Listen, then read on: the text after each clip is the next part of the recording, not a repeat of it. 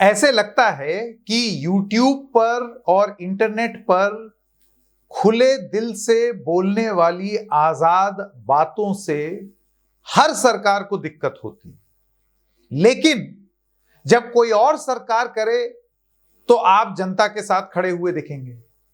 लेकिन कहीं और जहां आपकी सरकार है वहां आप भी बिल्कुल वही करेंगे। केंद्र सरकार ने जब डिजिटल रेगुलेशन लाने की बात की तो उसके प्रावधान को लेकर के कांग्रेस पार्टी बहुत जोर शोर से आजाद मीडिया के लिए, डिजिटल प्लेटफॉर्म पर आजाद मीडिया के लिए खड़ी हुई। लेकिन वही कांग्रेस सरकार कर्नाटक में किस तरीके से डिजिटल रेगुलेशन लाना चाहती है, एक लाइसेंस परमिट राज किस तरीके से लागू होगा, और क्या ये उन आजाद ख्यालात का गला घोंटने का काम नहीं करेगा। और सबके पीछे मकसद एक ही है कि हम फेक न्यूज रोकना चाहते हैं। फेक न्यूज को रोकते रोकते क्या आप भी एक ऐसा प्रबंध करना चाहते हैं कि बात सिर्फ आपकी हो, आपके हित की हो, कोई और अगर कुछ और करना चाहे तो उसकी गर्दन मरोड़ने के लिए एक कानून होना चाहिए। कर्नाटक की सिद्धरमैया सरकार क्या नया कानून ला रही है और उसको लेकर के अब क्या सवाल उठ रहे हैं, इसी पर आज का कार्यक्रम है। नमस्कार, मेरा नाम है संकेत उपाध्याय और आप देख रहे हैं इशारों इशारों में। तो सबसे पहले मैं आपको बता दूं कि प्रावधान क्या क्या है। दरअसल एक कानून है जिसका नाम है Karnataka misinformation and fake news prohibition bill 2025। अब ये जो इसका नाम है, इसको नाम को अगर आप जिस तरीके से देखें, कर्नाटका मिस इन्फॉर्मेशन यानी कि गलत जानकारी। अब जाहिर सी बात है गलत जानकारी नहीं देनी चाहिए, कौन इसके पक्ष में होगा, तो यहां पर हम समर्थन करते हैं। ठीक उसी तरीके से जैसे मिस इन्फॉर्मेशन को रोकने के लिए केंद्र सरकार भी कानून ला रही है, इस शब्द में अगर आप जाएं तो मिस इन्फॉर्मेशन नहीं होनी चाहिए। चलिए, इसके अलावा फेक न्यूज प्रोहिबिशन बिल। अब फेक न्यूज रुकना चाहिए या फेक न्यूज नहीं फैलनी चाहिए, मैं वो भी मानने को तैयार हूं कि ठीक है, नहीं होनी चाहिए। फिर इसके लिए रोकने के लिए एक कानून 2025 का अब ये कर्नाटका की सरकार ले आई। लेकिन जब आप इस कानून के प्रावधान में जाएंगे तब आपको यह पता चलेगा कि ऐसा कानून दरअसल दुरुपयोग की खान बन जाता है, और उसी के बारे में अब तमाम लोग बात करने लगे हैं जैसे जैसे कि अब इसके प्रावधान सामने आ रहे हैं। इंटरनेट फ्रीडम फाउंडेशन नाम की एक संस्था है जिसने अपने सोशल मीडिया पर इसके बारे में लंबा चौड़ा एक लेख लिखा है। वो कहते हैं, we caution the Karnataka government and the cabinet to reconsider the Karnataka misinformation and fake news prohibition bill as per press reports in the Times of India and the Deccan Herald. The Karnataka fake news bill introduces prison terms of up to 7 years and fines of 10 lakh for sharing so called fake news। उनका यह कहना है कि ये कानून इस तरीके के प्रावधान रखता है कि लोगों को 7 साल तक जेल हो सकती है और 10 लाख रुपए जुर्माना लग सकता है। और ये बड़ी संस्थान नहीं है, ये सोशल मीडिया पर अपनी खबर दिखाने वाले या अपनी बात कहने वाले लोग हैं, उनके ऊपर हो सकता है।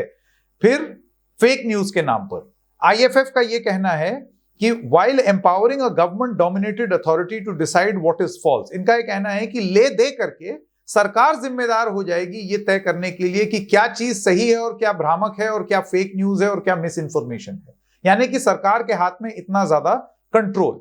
ये कहते हैं, importantly the Karnataka fake news bill 2025 has not been published nor put on public consultation. ये मैं आपको ये भी बता दूं कि ये ट्वीट 21 जून 2025 का है जब ये स्टेटमेंट दिया गया। उनका ये कहना है, we therefore call the state government to number 1 drop the criminal provisions, कि आप ये क्रिमिनल प्रावधान हटाइए, instead pursue narrowly tailored rights respecting civil and administrative measures focused on transparency।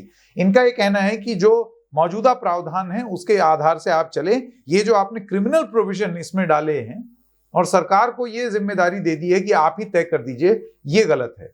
फिर दूसरा पॉइंट कहता है, पब्लिश द फुल ड्राफ्ट, पूरा डिटेल हमें दीजिए ताकि हमें पता चले।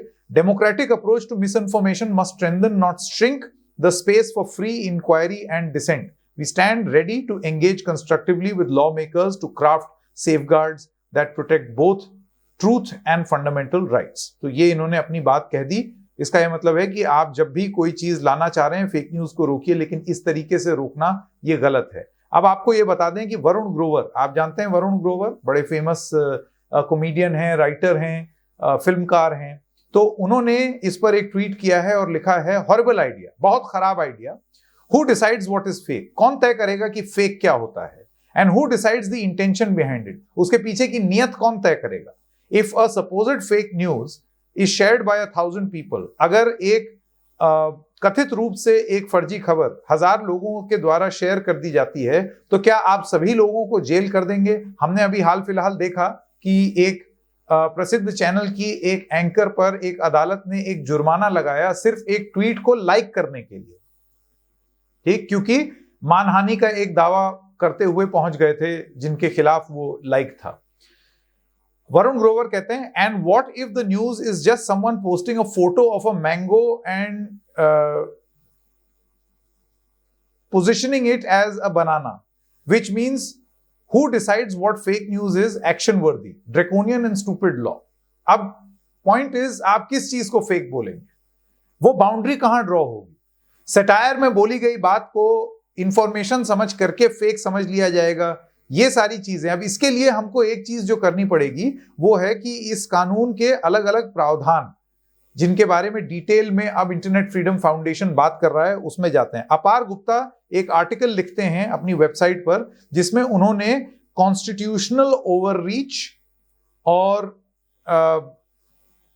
डिफिनिशनल वेगनेस, यानी कि परिभाषा में सफाई नहीं और संवैधानिक रूप से आप आगे बढ़ गए, मतलब संविधान से भी ऊपर हो गए इस कानून में, उसका उल्लेख किया है। वो कहते हैं, Karnataka fake news bill 2025 definitions of prohibited content are exceedingly broad and vague. वो कहते हैं मिस इंफॉर्मेशन को डिफाइन किया गया है, यानी कि गलत सूचना को ये बोल करके डिफाइन किया है, knowing or recklessly making a false or inaccurate statement or fact excluding opinion, satire, comedy और parody। उनका ये कहना है कि आपने मिस इंफॉर्मेशन को ये बोला कि जानबूझ करके गलत जानकारी और गलत तथ्य प्रस्तुत करना, लेकिन उसमें लोगों का मत, व्यंग, इन सब चीजों को और कॉमेडी को अलग हटा करके, फिर वो कहते हैं जो कोर डेफिनेशन है वो अभी भी कवर करती है एनी फॉल्स और even merely inaccurate factual statement, potentially including trivial mistakes और रिपोर्टिंग एरर्स। उनका यह कहना है कि इस कानून में अगर कोई जेन्युइनली कोई गलती कर देता है, बहुत सारे लोग बोलते बोलते अपनी बात कुछ ऐसा स्लिप ऑफ टंग हो जाता है कि वो बोल जाते हैं, बाद में उनके पास क्या ये गुंजाइश है कि वो माफी मांग लें, अपनी गलती सुधार लें। इनका यह कहना है अपार गुप्ता का कि इस तरीके तक कोई प्रावधान ही नहीं है इस कानून में, क्योंकि अपनी परिभाषा में ये इस चीज को परिभाषित नहीं करता। आपका राइट टू रिकोर्स इस परिभाषा में नहीं है। फिर आगे बढ़ते हैं, वो कहते हैं फेक न्यूज जो टर्म है is similarly expensive, including misquotation, distorted और एडिटेड मीडिया और purely fabricated content. These categories lack precise limits. The Karnataka Fake News Bill 2025 does not clearly quantify or prescribe thresholds how false or how harmful a statement must be to qualify, nor differentiate willful disinformation from inadvertent falsity. आसान भाषा में समझा दूं इसका मतलब क्या है। इसका मतलब यह है कि फेक न्यूज की परिभाषा है कि गलत कोट कर देना, जबरदस्ती मीडिया, यानी कि आप कोई वीडियो चला रहे हैं, उसको गलत वीडियो को चला रहे हैं और आप रिपोर्टिंग गलत तरीके से कर रहे हैं, पूरा एकदम फैब्रिकेटेड जानकारी के आधार पर। ये जो आपने बात लिखी है इसमें यह नहीं लिखा है, आपने क्वांटिफाई नहीं किया है कि आप कैसे तय करेंगे कि क्या चीज कितनी फैब्रिकेटेड है और कहां आप ये लाइन ड्रॉ करेंगे कि भाई ये फैब्रिकेटेड है और अब इस पर एक्शन लेना है, और ये उतना फैब्रिकेटेड नहीं है और इस पर एक्शन नहीं लेना है। मिसाल के तौर पर कांग्रेस अभी ही फिलहाल बवाल में चल रहा है, जिसने उसमें एआई के माध्यम से प्रधानमंत्री नरेंद्र मोदी की एक बातचीत दिखाई है उनकी स्वर्गीय माताजी के साथ, कि स्वप्न में माताजी आई और उसके बाद कुछ कुछ बता रही हैं। ये किस कैटेगरी में डालेगी कर्नाटका की कांग्रेस अपने कानून के हिसाब से? सटायर की कैटेगरी में डालेगी, किस तरीके से डालेगी, तथ्य की कैटेगरी में डालेगी? और जैसे कि हमने देखा है कि एक एफआईआर हो गई है एक बीजेपी शासित राज्य में, तो इसका दुरुपयोग बहुत हद तक पॉसिबल है। एक कानून अगर आपके पास आ जाएगा और अगर आपको कोई सटायर पसंद नहीं आया या आपको कोई बात पसंद नहीं आई, तो आप जस्टिफाई करने की कोशिश करेंगे कि नहीं, ये तथ्य गलत है। इस चीज को कैसे रोकेगा कर्नाटक की सरकार, इस चीज को कैसे रोकेगी, वो बहुत इंटरेस्टिंग होने जा रहा है। इन इफेक्ट वो कहते हैं Karnataka fake news bill 2025 language could encompass protected speech alongside genuine harmful falsehoods, यानी कि आप लोगों को परेशान कर सकते हैं। फिर वो कहते हैं वेग लैंग्वेज है, मतलब कुछ भी बोल दिया है, लूज लूज बात, जैसे बाबू लिखते हैं। इसमें लिखा है कि आर्बिट्रेरी एंड सिलेक्टिव एनफोर्समेंट हो सकती है, जैसे कि एंटी फेमिनिज्म एक शब्द लिखा है कि अगर एंटी फेमिनिज्म कुछ होगा तो हम उस पर एक्शन ले सकते हैं। Disrespect to Sanatan symbols and beliefs. अब इस चीज को अपार गुप्ता कहते हैं कि यही है वेग। वेग का मतलब यह है कि एंटी फेमिनिज्म क्या होता है, फेमिनिज्म की कौन सी परिभाषा के हिसाब से। सपोज अगर कोई इंसान किसी महिला के बारे में कोई तथ्य बता रहा है और उसके आधार पर वो एक ओपिनियन दे रहा है, तो ये परिभाषा अपार गुप्ता के हिसाब से इतनी वेग है, इतनी इधर उधर, एंटी फेमिनिज्म। अब इसमें आप किस इंसान को पकड़ेंगे और किसको छोड़ देंगे। तो यहां पर सेलेक्टिवली जो भी इंसान ये कानून लगा रहा होगा, पुलिस वाला लगा रहा होगा या फिर प्रशासन की तरफ से कहा जाएगा, वो उनके विवेक पर इस्तेमाल होगा। क्यों? क्योंकि ये कंट्रोल बाबू के पास है। वही चीज डिसरिस्पेक्ट टू सनातन सिंबल, किस सिंबल को आप सनातन मानेंगे और डिसरिस्पेक्ट किस चीज को मानेंगे, निरादर किस चीज को मानेंगे, वो ढंग से परिभाषित नहीं किया गया है। डिसरिस्पेक्ट टू रिलीजियस सिंबल्स परिभाषित नहीं किया गया है। उनका यह कहना है कि अगर इस तरीके से ये चीजें हुई तो it will criminalize a broad variety of commentary. For example, a critique of certain religious practices or contrarian view on gender roles might be deemed disrespectful or anti-feminist by authorities. इसी वजह से अब सवाल पूछे जा रहे हैं, कर्नाटक की सरकार से पूछे जा रहे हैं कि आप कानून लाने की बात किस मंशा से कर रहे हैं। यहां नियत पर सवाल है, ठीक उसी तरीके से जैसे केंद्र सरकार की नियत पर सवाल पूछे गए थे कि आप सोशल मीडिया और यूट्यूब के रेगुलेशन पर किस तरीके का कानून लाना चाहते हैं और कानून लाने के पीछे की मंशा क्या है। अगर कोई फेक न्यूज फैलाएगा और वो आपको सूट करेगा तो क्या आप उनको छोड़ देंगे, और अगर कोई फेक न्यूज फैलाएगा जो पॉलिटिकली आपको सूट नहीं करता तो क्या आप उनकी गर्दन दबोचने का प्रयास नहीं करेंगे। कानून में क्योंकि परिभाषा साफ नहीं है, इस वजह से इस तरीके की बातें हो रही हैं। और लास्ट में एक बात, जैसे जिससे हमने शुरू किया था, जिसकी सरकार, जिसकी लाठी उसकी भैंस। दिल्ली में आपकी सरकार नहीं है तो आपको इस तरीके के कानून और प्रावधान जब आते हैं तो उस पर लोगों की राइट्स दिखाई देती हैं। लेकिन कर्नाटक में आपकी सरकार है तो आप बिल्कुल वही दलील देते हुए दिख रहे हैं जो केंद्र में नरेंद्र मोदी की सरकार दे रही है फेक न्यूज रोकने के लिए। एक और जरूरी बात, क्या आज की डेट में कानून में इतने प्रावधान नहीं हैं कि इन सब चीजों को रोका जा सके।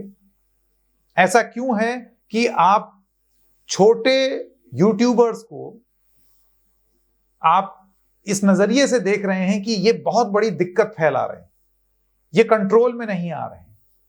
क्या मौजूदा कानून में ऐसे प्रावधान नहीं है कि फर्ज कीजिए अगर किसी ने गलत जानकारी दी है, मानहानि तो आपने सुना ही होगा, उसकी धाराएं अभी भी मौजूद हैं लोगों के पास। अगर आप धार्मिक भावनाएं भड़काते हैं तो उसकी भी प्रावधान अभी है। ऐसे में जो सवाल केंद्र सरकार के लिए पूछा जा रहा था, वही सवाल अब कर्नाटक सरकार के लिए पूछा जा रहा है कि इस कानून की जरूरत क्या है। क्या मौजूदा कानून में यह प्रावधान नहीं है। हम समझते हैं law and order state subject है, लेकिन क्या लॉ एंड ऑर्डर में कानून का इतना प्रावधान ऑलरेडी नहीं है कि आपको यह जरूरत महसूस हो रही है कि एक और कानून चले, बना दिया जाए। इशारों में बस इतना ही। फिर मिलेंगे किसी और मुद्दे के साथ, तब तक के लिए नमस्कार।